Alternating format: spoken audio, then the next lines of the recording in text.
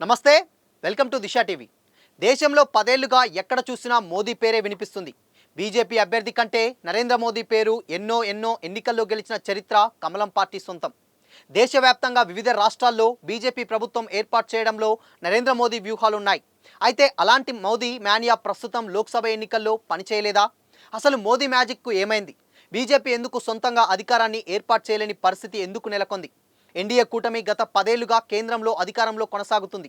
2014లో పోల్చితే నరేంద్ర మోదీ మరింత బలమైన నాయకుడిగా మారారు. దేశం మొత్తం మీద మోదీ మేనియా నడుస్తుంది. బీజేపీ అడుగుపెట్టాలని రాష్ట్రంలో కూడా విజయాలు సాధించింది అంటే అది కేవలం నరేంద్ర మోడీ చేసిన మ్యాజిక్ వల్లే. ఇక 2014, 2019 లోక్సభ ఎన్నికల్లో బీజేపీ సొంతంగా మెజార్టీ సాధించిన బీజేపీ అనూహ్యంగా ఈసారి 2024 సార్వత్రిక ఎన్నికల్లో మాత్రం మ్యాజిక్ ఫిగర్ను అందుకోలేకపోయింది. నరేంద్ర మోదీ నేతృత్వంలోని బీజేపీ తొలిసారి మిత్రపక్షాల మద్దతుతో కేంద్రంలో అధికారాన్ని ఏర్పాటు చేయాల్సిన పరిస్థితి ఏర్పడింది. అయితే ఎన్నికల ప్రచారంలో ఎక్కడ చూసినా ప్రధానమంత్రి నరేంద్ర మోదీ నుంచి మొదలు పెడితే సామాన్య కార్యకర్త వరకు అబ్ కీ బార్ 400 పార్ అనే నినాదం వినిపించారు. కానీ ఫలితాల వద్దకు వచ్చేసరికి అది పనిచేయలేదు. 2019 ఎన్నికల్లో 303 స్థానాలు గెలుచుకుంటే ప్రస్తుతం మాత్రం 240 స్థానాలకే పరిమితమైంది. దీంతో 10 ఏళ్ల చరిత్రలో తొలిసారి అధికారాన్ని ఏర్పాటు చేసేందుకు మిత్రపక్షాలపై ఆధారపడేలా చేసింది. అయితే ఎన్డీఏకు 400కు పైగా సీట్లు, అందులో బీజేపీకి సొంతంగా 370 స్థానాలు వస్తాయని బీజేపీ ఆశించింది. కాశ్మీర్లో ఆర్టికల్ 370 రద్దు చేసినందుకు గుర్తుగా 370 సీట్లు వస్తాయని అంచనా వేసింది. దీంతో బీజేపీ సీట్లు భారీగా పడిపోవడానికి గల కారణాలపై రాజకీయ విశ్లేషకులు రకరకాల కారణాలు చెబుతున్నారు. దేశంలో పెరిగిపోతున్న నిరుద్యోగం, ధరల పెరుగుదలతో పాటు అగ్నివీర్ పథకం బీజేపీని వెనక్కి లాగాయని పేర్కొంటున్నారు. సైన్యంలో అత్యధిక సంఖ్యలో యువకులు చేరే రాజస్థాన్, హర్యానా ప్రాంతాల్లో బీజేపీకి సీట్లు తగ్గడం వెనుక కేంద్రం తీసుకువచ్చిన అగ్నివీర్ పథకమే అనే భావన అందరిలో వ్యక్తమవుతుంది. ఇక దేశంలోనే అత్యధిక లోక్సభ స్థానాలు ఉన్న ఉత్తరప్రదేశ్లో బీజేపీకి గట్టి ఎదురుదెబ్బ తగిలింది.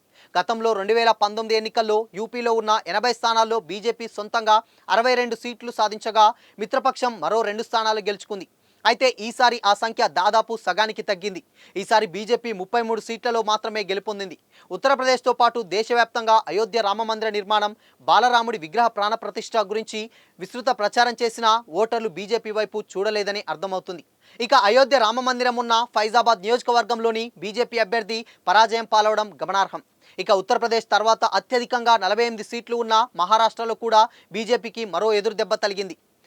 ఉద్ధవ్ ఠాక్రే నేతృత్వంలోని శివసేన, శరద్ పవార్ నేతృత్వంలోని ఎన్సీపీలను చీల్చి మహాగఠబంధన్ ప్రభుత్వాన్ని కూల్చి ఏక్నాథ్ షిండే నేతృత్వంలోని బీజేపీ సర్కార్ ఏర్పాటు చేయడాన్ని మహారాష్ట్ర ఓటర్లు జీర్ణించుకోలేకపోయారు. దీంతో మహారాష్ట్రలో బీజేపీకి కేవలం 12 స్థానాలకే పరిమితమైంది. ఇక పార్టీలు చీల్చిన ఏక్నాథ్ షిండే శివసేన పార్టీ 6 స్థానాలు, ఎన్సీపీని చీల్చిన అజిత్ పవార్ నేతృత్వంలోని పార్టీ ఒకే ఒక్క స్థానానికి పరిమితమైంది. ఇక నరేంద్ర మోదీ, అమిత్ షాల సొంత రాష్ట్రమైన గుజరాత్లో 2014, 2019 లోక్సభ ఎన్నికల్లో అన్ని స్థానాలను గెలుచుకొని క్లీన్ స్వీప్ చేసిన బీజేపీ 10 ఏళ్ల తర్వాత తొలిసారి కాంగ్రెస్ తరపున ఒక ఎంపీ లోక్సభ స్థానంలో అడుగు పెట్టబోతున్నారు.